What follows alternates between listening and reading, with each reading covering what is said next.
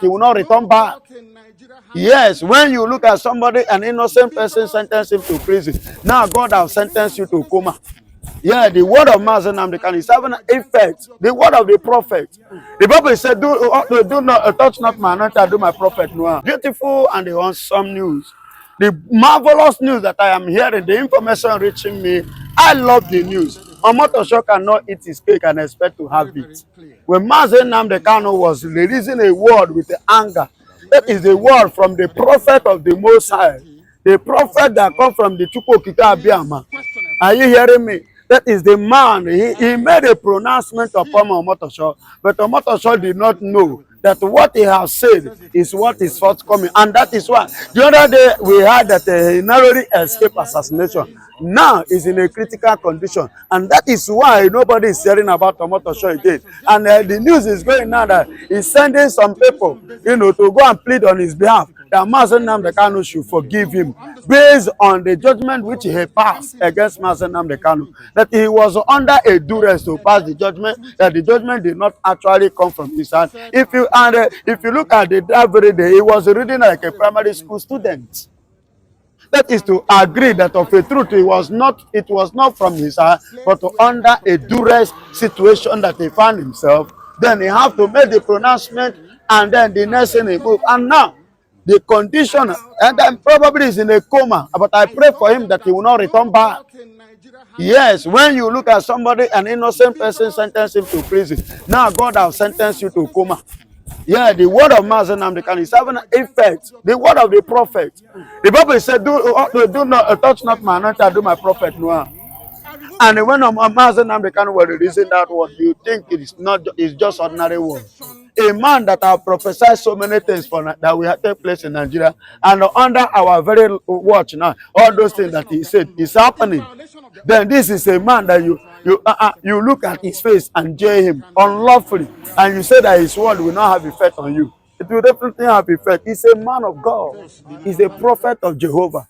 So his word, the Bible said in the book of Samuel, that the word of a servant of God will not fall on the ground. And that is what is taking effect now, place in the life of J.Omotosho. And my prayer is that J.Omotosho, you will not recover. Yes, it's a generational curse. Once J.Omotosho children, family, generation don't come. The same thing that J.Omotosho go follow others. That nemesis. When I was saying it, that I concur with the word of the prophet, Master Kanu. But people did not. Now you can see. But a lot of people are saying Nnamdi Kanu have said a lot of things that in the past and has come out to be what he's saying, just like the way he prophesied about the Fulanis, he prophesied about what Buhari handing over to Tinubu. And at the same time, he said what? He said the Nigerian judges and the lawyers that defended or fought against him in court, will not go unpunished. Of course, J.Omotosho can never go unpunished. Neither will Bola Ahmed Tinubu go unpunished. All of them, the generations of them that are ganged up and conspire against Master Kanu can never go unpunished.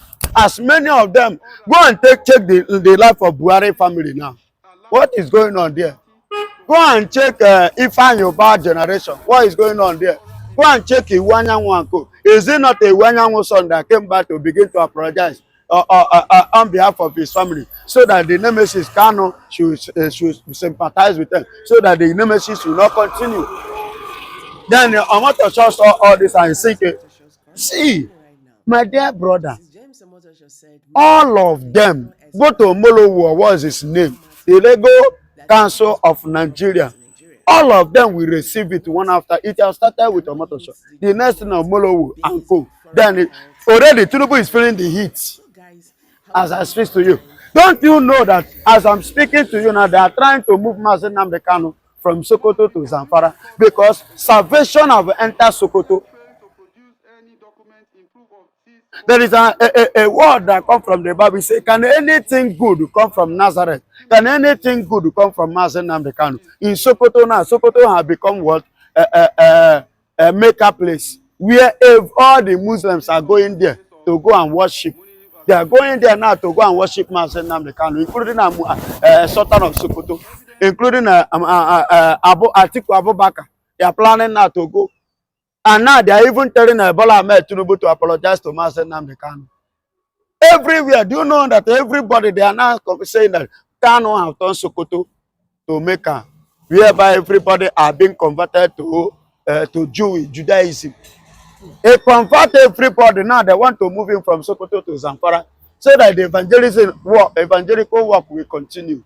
If we go and convert everybody, Do you think that they made a mistake? Take him to Sokoto. That is the worst mistake. Is Sultan of Sokoto and the Rufai. But you feel that they take him to any other and location? Shetima. They would have allowed him in that Abuja. In Kuje prison in Abuja, or even taking him down to Eastern Part so that with his this thing will remain there. Now the Fulanis and the Hausas are now being converted into Christianity, and that is what they are afraid of. That is what they have been avoiding. But now by fire by force, they are joining the clue. They don't have choice. Grace. So Nigeria cannot do him anything. I've told you people, Nigeria doesn't have what it takes to name as Nnamdi Kanu. Every corner they come, Jehovah Chukwukikabiyama is always on his side to give him more wisdom, more knowledge, to make, he will use the ingredients of Jehovah in him to convert his enemies to become his lovers. The Bible said in the book of Daniel chapter 6, that the people of the land conspired against Daniel, and Daniel was thrown into the den of lions. Instead of the lions to devour Daniel, lion cooperated with Daniel, and lion laid down themselves, and Daniel lay on top of the lions. And that is the case of Mazen Nnamdi Kanu. They took him and they sent him to Sokoto. Instead of Sokoto to begin to suck him, he began to win souls in Sokoto, and all of them are now paying homage. Everybody on a daily basis will like to go and see the prophet before they will go and brush their teeth.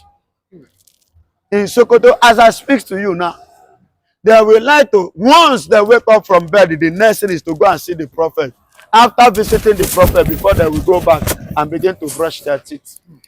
And today now everybody is afraid. Now they want to move him out. But you reported that the Sokoto, they stopped visitors from visiting Nnamdi Kanu. They said no, that the people coming are what are just enormous. Massively, they want to relate with him. They want to hear him speak. They want to hear his word. They want, you see, if you want to repent, visit Mazen Nnamdi Kanu. If Shetima make mistake visit Mazen Nnamdi Kanu, he will turn to Christian. Shetima, he will turn to Christian. That's why Erufai too, they are all afraid, because they never believed that what is going on in Sokoto will go on by sending Mazen Nnamdi Kanu to that place. The thing that they were avoiding, they were afraid of, is what they are seeing. You understand? So you can't take it away from the Rima, the prophet. Yeah. But you not give time. The rest of Sokoto and Ojuzokalu are saying that Nnamdi Kanu will come out. Mostly Ojuzokalu said Tinubu will release Definitely, Tinubu must release Mazen Nnamdi Kanu because it's unlawful. Unless you have gone there to visit him. You understand? And after that, Tinubu invited Alessandro. Tinubu is in a hot seat. Now he's pleading, looking for a way. He was even saying in one of the lessons that he wanted to intervene. He had been looking for a way to intervene, but Kanu is too stubborn. That Kanu doesn't want to comply. That whenever he tried to speak to Kanu, what Mazi will tell him is that Biafra or nothing. Biafra or nothing. And all of them are going to plead. They are going there to pay homage, to bow. Do you know, as I speak to you, they have increased their bribe. You know, Nigeria know how to bribe. They increased their bribe from 500 billion to 800 billion now. If Mazen Nnamdi Kanu will just say, okay, I drop Biafra. But he said no. They went and increased it. That today in Sokoto now, 800 billion. But I don't know the meaning of 800 billion. With the oil well, we still call it that. That is that. Are you hearing me? With the oil well, 800 billion. With the oil well. Yet the young man turned the offer down. Tinubu is scared. Tinubu is worried. Tinubu is a serious one. He doesn't speak. The only way for him to speak is for him to tell that black because Mazen Nnamdi Kanu is giving him headache, according to him. Do you understand me? So it's a big fish. It's a big fish that is bigger than Nigeria. Nigeria constitution and Nigeria as a nation cannot hold this big fish. It's bigger than them. So that's why take a look at what is happening. Imagine the only one man that draw the attention of the whole world, including America, which has never happened before. Have you ever in your entire life at your age ever heard that somebody, one man, draw the attention of the whole, both Africa, Europe, Asia, Australia, is there, where is the country today that you mention that will tell you that they are not interested in this Mazen Nnamdi Kanu, that they are not in love with Mazen Nnamdi Kanu, and they are not willing to meet Mazen Nnamdi Kanu?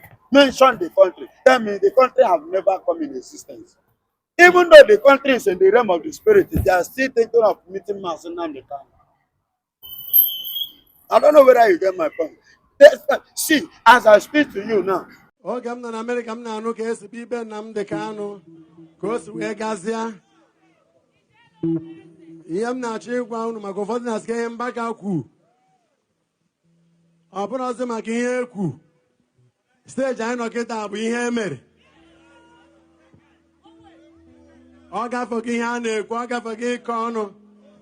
Enwere m Chineke aka enu n'isi Igbo wu Igbo. Igbo wu Igbo ọ ga-adịrị unu na mma. Ma ndị nọ na mba ma ndị nọ n'ụlọ. Achịrị m aka enu. O mesịrị ka m mara ihe Chukwu ga-achọ ka m mee. Nke mma bụ na aga m emenata ihe m kwesịrị ime.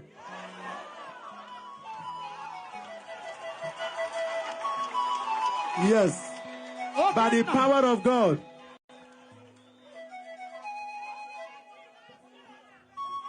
A ga-eji ekpere pụọrọ ya ije.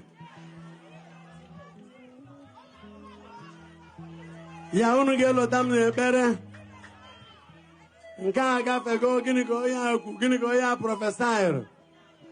Ihe a nọ kịta bụ nzọpụta Chukwu.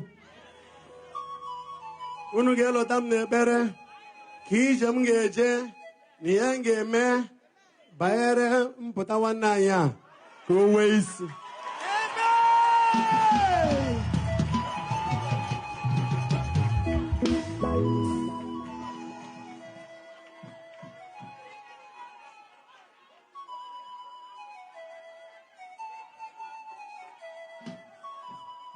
Amen.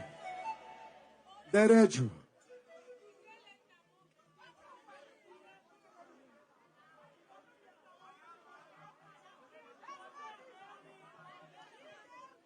Ekwem na Chukwu.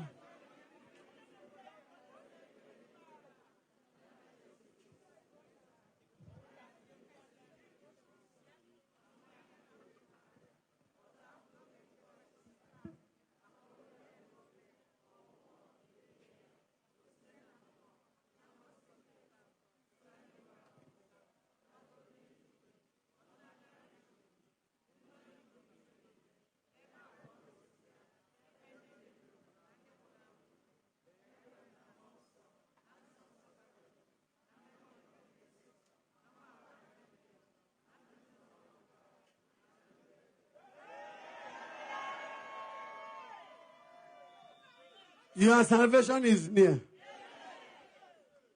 I am gbasara Chukwu aka n'isi pope anyị. N'isi ndị ndu ndị ụka ka Chineke na-agbaziri ha. Anyị chinikwara aka enu n'isi obodo anyị.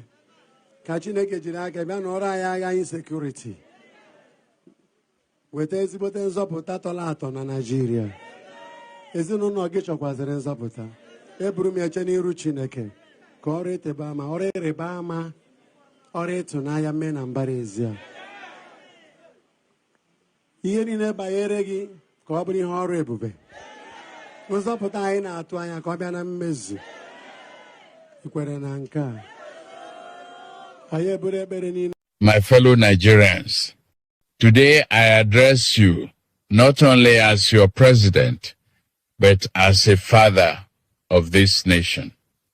a leader who has walked through decades of Nigeria's challenges and triumphs, a man who has seen conflict threaten our unity and has seen peace restore our dignity.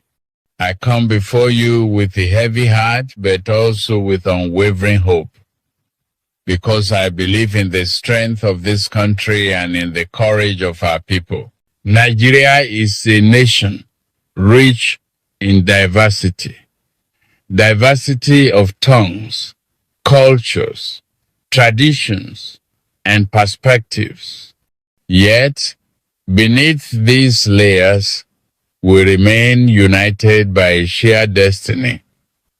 A destiny that no challenge, no judgment, no event can destroy. Our bond was not built in one day. It was forged through sacrifice, through history, and through the collective decision of millions of people who call this land home. We have stood together in joy, and we have stood together in sorrow. Today, I ask that we stand together once more. The events surrounding the judgment of Mazi Nnamdi Kanu have stirred deep emotions across our land. For some, this moment has brought anger. For others, confusion. For many, a sense of helplessness. And for countless families, especially in the Southeast, it has opened old wounds that never fully healed. I am aware of the tension in the air, the fear that many feel, and the questions that are being raised. I have listened closely to the voices of our citizens, those on the streets, those on social media, those in community meetings, and those who have reached out through their leaders. Let me assure you, my people, your concerns are not dismissed. Your emotions are not irrelevant. Your voices are not unheard. As a democratic nation, Nigeria rests on the foundation of law and order. Our Nigerian courts military have officials say the spoken leader of as they are Nigeria's secessionist constitutionally indigenous mandated to people do. of Biafra, The Nnamdi legal Kanu, is process on the run. has followed its course.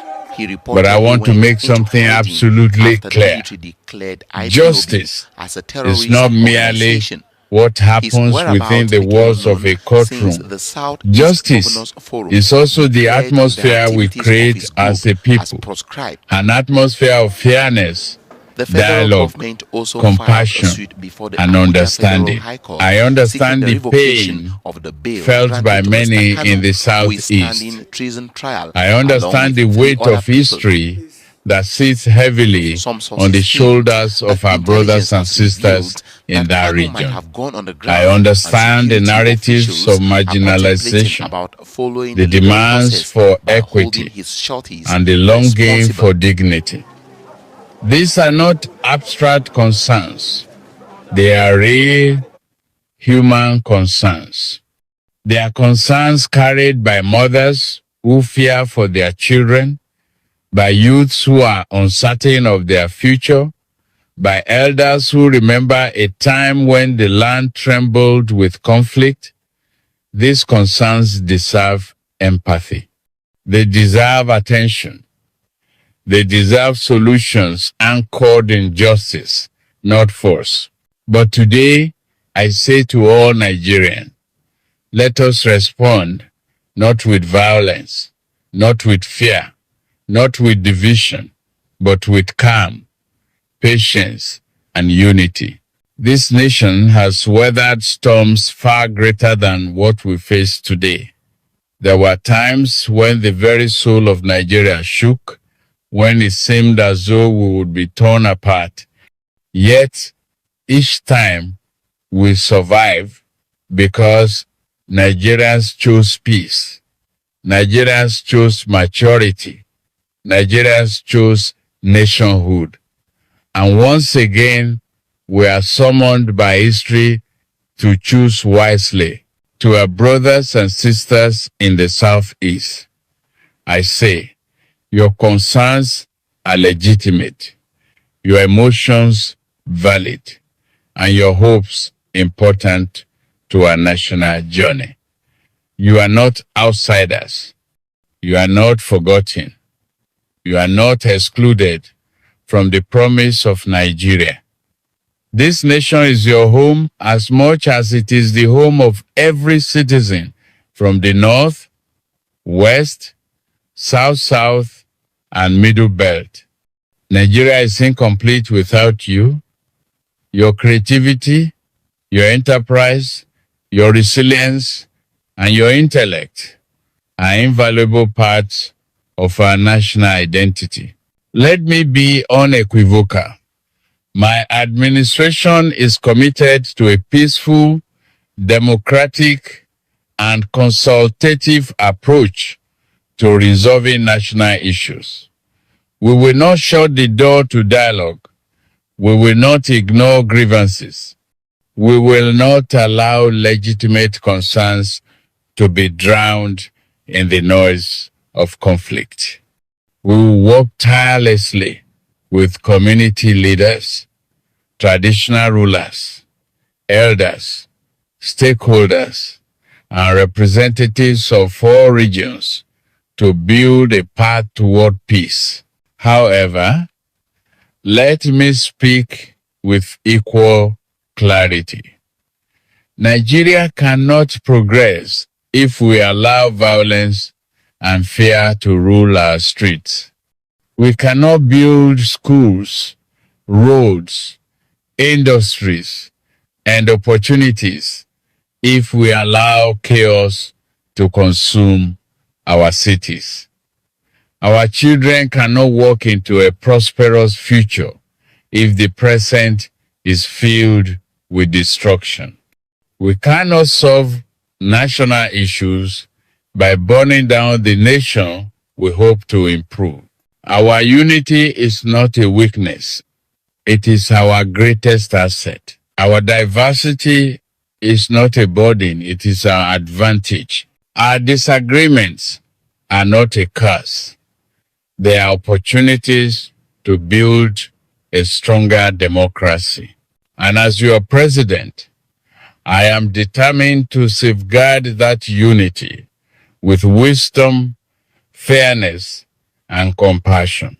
I therefore call on all Nigerians, every tribe, every region, every religion to remain calm as we navigate this delicate moment. No single case, no matter how emotional, should tear this nation apart. No single judgment, no matter how controversial, should push us into violence. No single individual, no matter how influential, should become a reason for national instability. Nigeria belongs to all of us, and we must protect it together. In times like this, it is easy for misinformation to spread. It is easy for fears to grow. It is easy for anger to overshadow reason. But I call on our youths, especially, to resist the temptation of being used as instruments of destruction. You are the future of this nation. Your talents, your potential, and your dreams must not be hijacked by forces that seek instability. Let your strength be a tool for development, not destruction. Let me also speak to the political class, community leaders, and public voices. This is not a moment for inflammatory statements. It is not a moment for political gamesmanship. It is not a moment to exploit emotions for personal or sectional gain. This is a time for maturity, a time for leadership, a time for nation building. Words have consequences, and today your words must be guided by wisdom. My government will continue to engage relevant stakeholders, legal authorities, community representatives, civil society organizations, and regional leaders to ensure that justice is upheld, peace is maintained, and stability is secured. We are committed to exploring every lawful and constitutional pathway that promotes national harmony and preserves the rights of all citizens. I ask for patience. I ask for understanding. I ask for peace. But above all, I ask for unity because the truth remains. Nigeria is stronger together than apart. The world we live in today is not kind to fragmented nations. Prosperity favors the united. Security favors the united. Development favors the united. Our dreams, your dreams, my dreams stand a greater chance of being fulfilled in a Nigeria that stands as one entity, not as divided pieces of a broken map. We must choose dialogue over division. We must choose nationhood over hostility. We must choose the future over the flames of the moment.